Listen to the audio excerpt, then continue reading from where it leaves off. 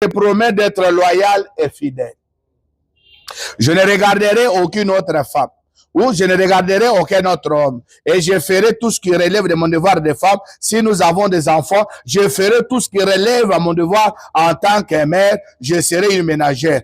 Toutes ces promesses doivent être faites ou devraient être faites dans un bon mariage. Amen.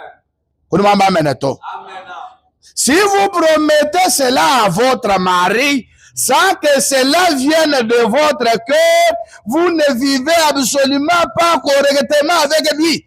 C'est comme une mascarade. Donc,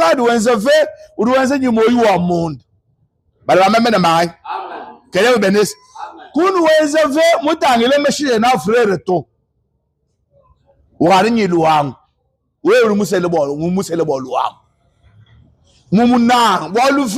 C'est pour les pires et pour les meilleurs.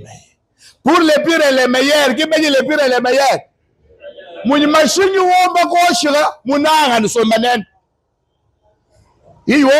François, vous m'avez dit même vous travailler, finance.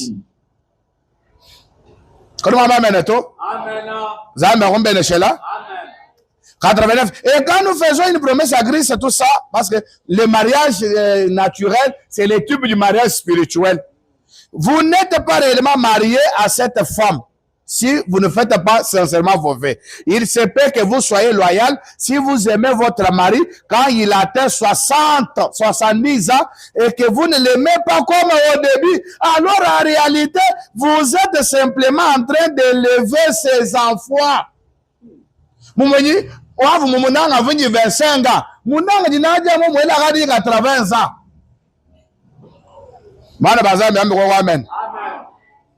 Si une femme n'est pas liée en toute franchise à un homme, alors ce dernier n'est pas son mari. C'est tout simplement un homme à qui elle a fait un vœu qu'elle vivra avec lui. Elle a donc fait un faux vœu. Vous comprenez là où il y a le faux vœu. Le faux vœu, c'est quoi? C'est lorsqu'il n'y a pas la sincérité dans ce que vous faites. Quelqu'un n'a pas dit amen. Vous l'épousez à cause de sa beauté et non à cause de l'amour que vous avez pour elle. Maintenant, un jour, est-ce que parce qu'on ne prédit pas cela. Est-ce que vous dites amen? Il y a des imprévus dans la vie. Alors vous devez faire ces vœux sincèrement. Branham Rouamou, question réponse numéro 3, 30 août 64, prêcher le matin, 30 août 64, prêcher le matin. Branham Rouamba, paragraphe 153, question 342. Nous avons été mariés il y a 21 ans par le juge de paix. Était-ce mauvais? Branham répond 154. Oui, c'était une erreur pour vous de le faire. Le mariage appartient à la maison de Dieu. Dites amen. Mais comme vous êtes mariés, voici à quel moment vous êtes réellement mariés. Vous êtes mariés lorsque vous vous faites le vœu l'un à l'autre.